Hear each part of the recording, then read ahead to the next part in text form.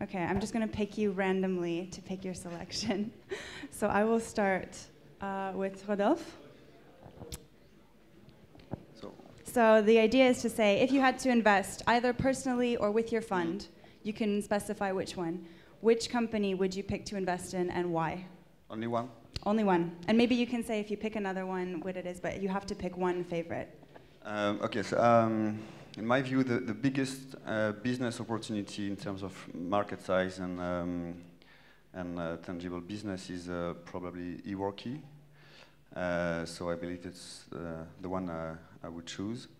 But in terms of execution, I was quite impressed with Mixo TV. And I do believe that they have something in their hands. So can you talk about the business opportunity that you see in eWorky? Why is it different from the other ones? The underlying market is huge, and you can, I believe, scale it not quite easily, but in a more easy way than other business we've seen.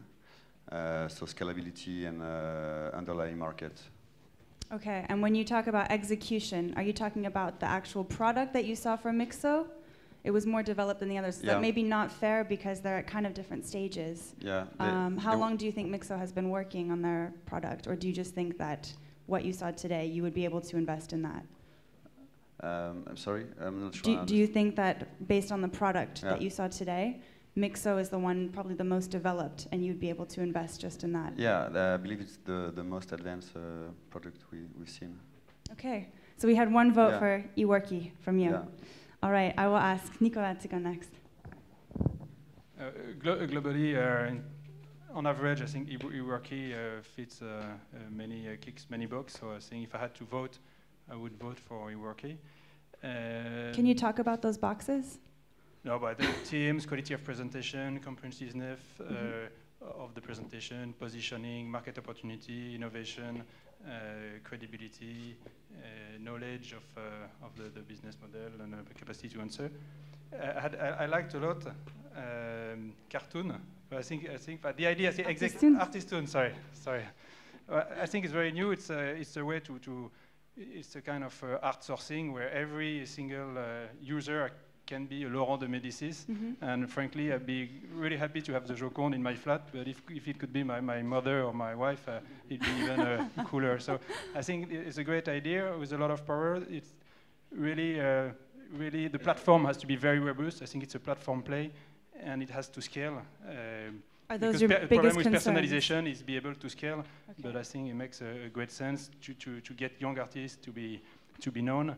And to get the end user deciding, being a sponsor, deciding what kind of art, having people in his house that he knows and that he has in a way designed. So I think it's I like the idea. Great. So where's Lamine? You have maybe a new customer. My next one is for Mortaza.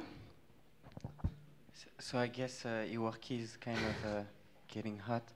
It's a shame we turned you down a couple of months ago. So my pick would be Babel Planet, because of the opportunity.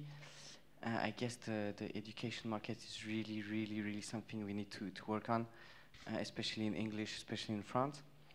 Now I would love to see the product. I'm sure the Gobelin girls did a wonderful job. Now your main challenges are becoming friends with Apple. They showcase only the guys they like, so you can't have a consistent marketing strategy without Apple. I think you already differentiate a bit from all the games, all the games for kids, since you use English as the main object of education. I guess convincing the parents won't be your main challenge. It's really convincing the kids. They love games. They love, spending times on irrelevant stuff. You should really not be too educational on your apps, and I mean get inspiration from Dora l'Exploratrice. She's the best. So that would be my pick. Great, thank you. Okay, Claire. Okay, I will vote for eWorky as well. I like the team and more specifically, in fact, the fact that they had worked in this field previously, so they have an ongoing experience understanding what the needs are for companies in terms of workspace, looking for workspace. So I like that. I think in terms of value proposition, this is something I understand clearly, and I think when you're early stage, I mean, you have to understand it right away, so at least I understand it. And I like also the business model that could target not only startups, which most of the time don't have much money, but also at the end what you said regarding maybe larger companies that are looking at telework and that could also be people that can pay for this type of service. So that's one. That's. And do you have another? Everybody seems to have two. Do you have another one? Yes, I like the. Yes, as Rodolphe, I like the Mixo TV. I think because, but I think it's a more mature project. I like the fact that they're already in discussion with potentially TF1, Canal+. So. I think that's a good way, and I like Reda, who I know in terms of having the energy to really develop a project, and I think that's what you need as an entrepreneur. Great, thank you.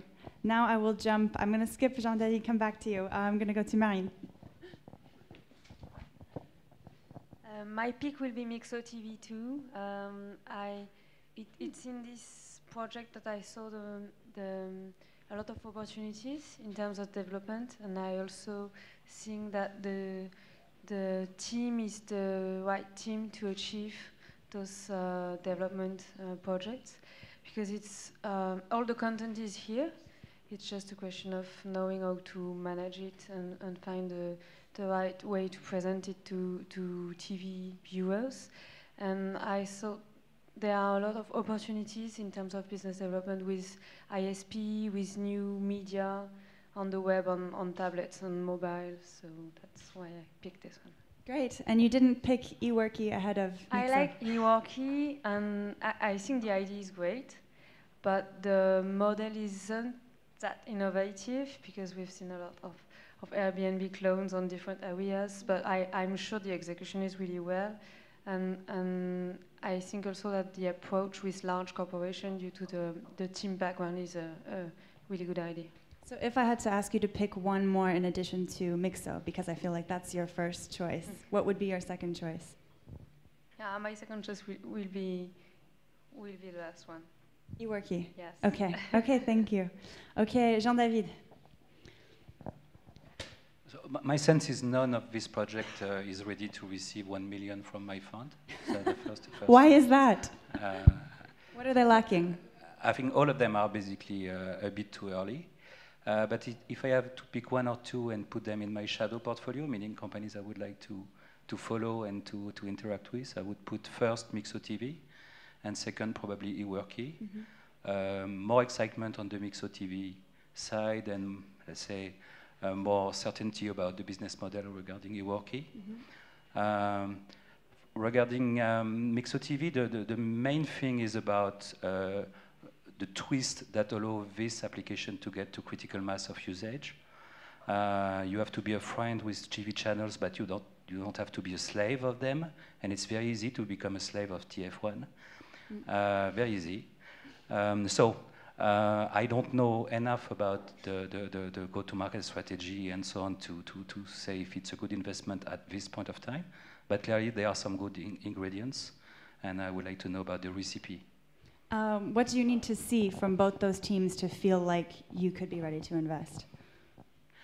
You know, when you invest at early stage, you need to see both conviction and good questions.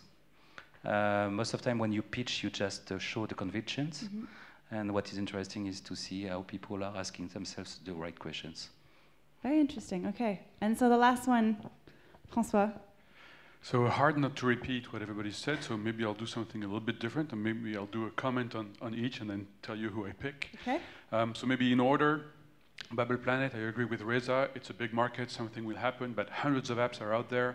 Very difficult to find the right balance of actually getting the kids involved and liking the game, and at the same time reassuring the parents and getting them to pay because they're the people who pay.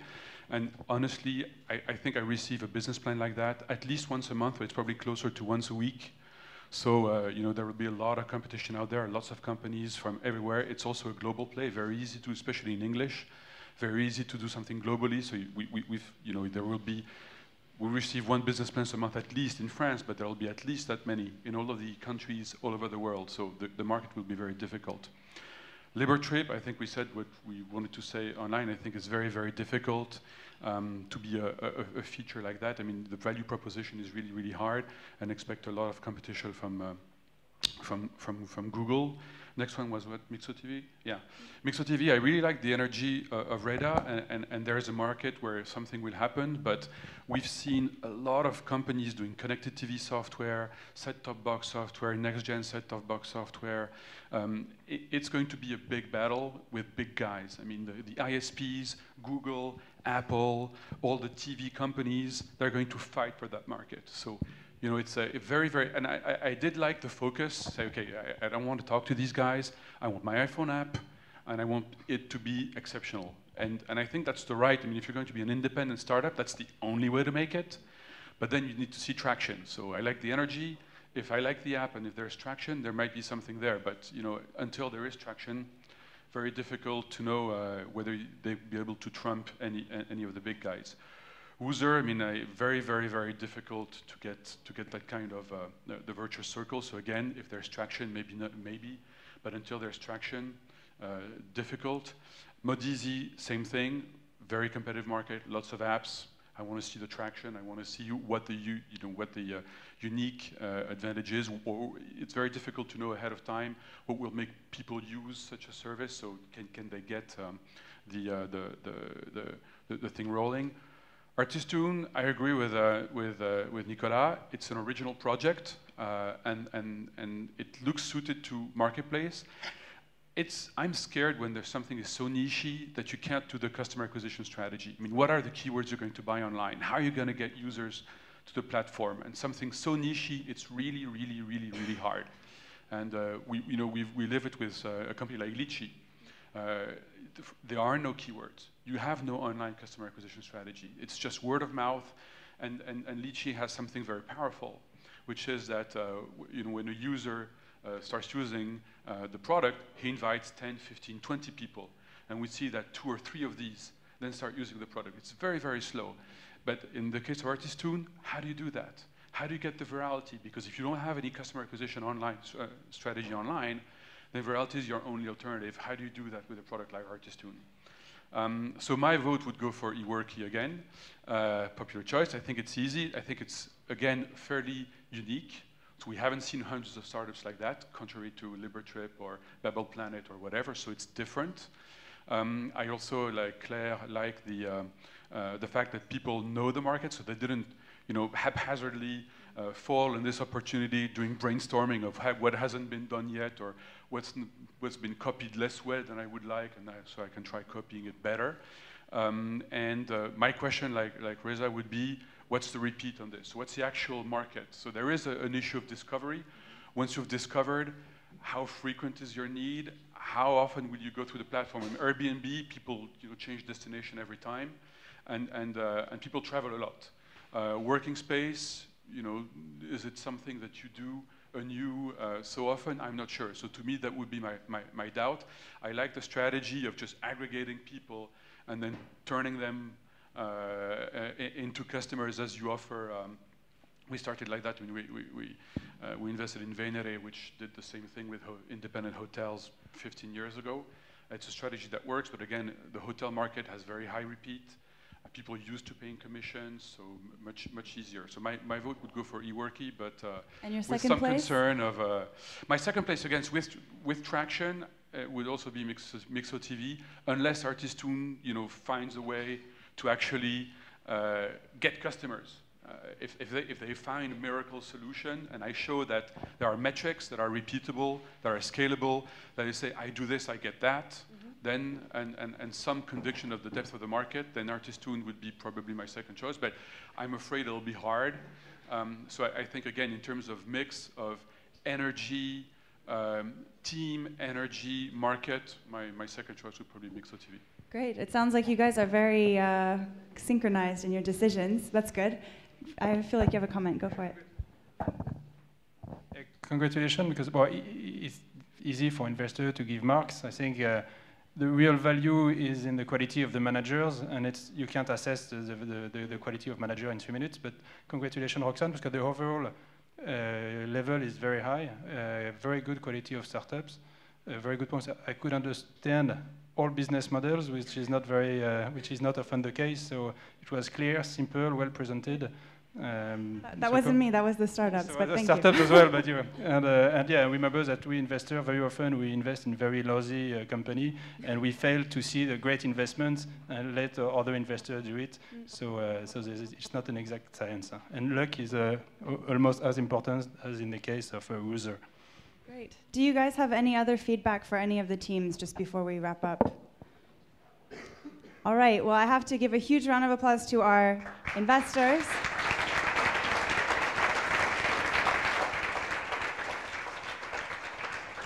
And obviously, I have to thank our startups as well. Some came from very far, some canceled trips, some took a plane or a train, or I don't know what, this morning at 5. And you guys who showed up at 9:30, I was really impressed as well. So thank you. If we could have a round of applause one more time.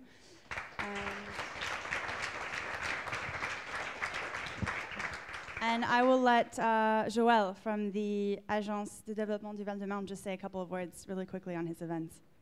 Allez, très vite, déjà pour remercier les investisseurs, mesdames, messieurs, parce que c'est toujours important de remercier les investisseurs. Je me joins aussi à ce que vous venez de dire pour féliciter Roxane pour ces 3 matinées. Celle-ci était d'ailleurs tout à fait exceptionnelle. Elle a été très bien suivie parce que nous étions 150 à la cantine. On a rempli la cantine. On est assez fiers, nous, le Val-de-Marne, de pouvoir venir à Paris dans des lieux qui contribuent à l'accompagnement des entreprises innovantes et de pouvoir remplir les salles aussi. Puis en même temps que vous étiez nombreux à suivre cette matinée, il y avait bien sûr un streaming sur Internet en direct.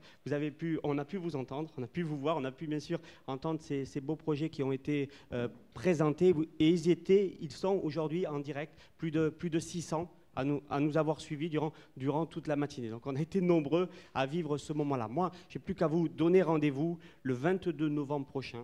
Retenez cette date parce qu'elle est extrêmement importante. C'est Metinov. Metinov, c'est une grande convention d'affaires internationale qui se tient pour sa 8e édition dans l'aéroport Paris-Orly. Puis, comme on crée des conditions d'une participation massive, les entrepreneurs pourront, y compris, un peu présenter leurs projets. Il y aura une convention de financement dans le cadre de cette manifestation. Ils pourront se rencontrer des grands comptes, bien sûr, des clients, des prescripteurs, tous les acteurs qui concourent à l'innovation. Et ce sera aussi l'occasion d'échanger au niveau international parce que l'innovation franchit et dépasse largement les frontières. Je crois que c'est important puisqu'il y aura, dans le cadre de cette édition, le 22 novembre prochain, donc metinov.com, on ouvre les inscriptions dans les tout prochains jours. Il y aura plus de 150 entreprises étrangères qui participeront également à la convention d'affaires. Voilà, donc bravo pour ce travail. Je suis très content que le cycle des matinales, dans son édition 2012, on ait parlé beaucoup anglais. C'est très bien parce que c'est comme ça qu'on gagnera aussi la compétition et c'est comme ça que les entreprises créeront les conditions de développement. Je suis très content aussi qu'on ait choisi ce lieu en partenariat avec la cantine parce que je crois que les entrepreneurs, les dirigeants d'entreprise ont besoin de produits aussi dédiés et adaptés. Et puis vous savez, je ne peux pas m'empêcher de le dire, mais vous savez que dans le Val-de-Marne, c'est un territoire où on se sent bien quand on est dirigeant d'une entreprise innovante, pas seulement parce que les coûts immobiliers sont faibles quand on les compare, mais aussi et surtout parce qu'il y a toute une gamme, toute une palette de services qui sont proposés aux entreprises. Notre slogan, c'est Val-de-Marne, générateur de vitalité économique. Vous avez pu le voir ce matin. Roxane témoigne bien de cela, mais sachez que c'est toute une petite équipe, petite dizaine de personnes avec 6 nationalités différentes qui peuvent vous accompagner justement dans la recherche de financement, dans la recherche de locaux et puis dans les contacts que vous pouvez générer avec d'autres entreprises. Donc merci beaucoup et rendez-vous le 22 novembre prochain. Merci.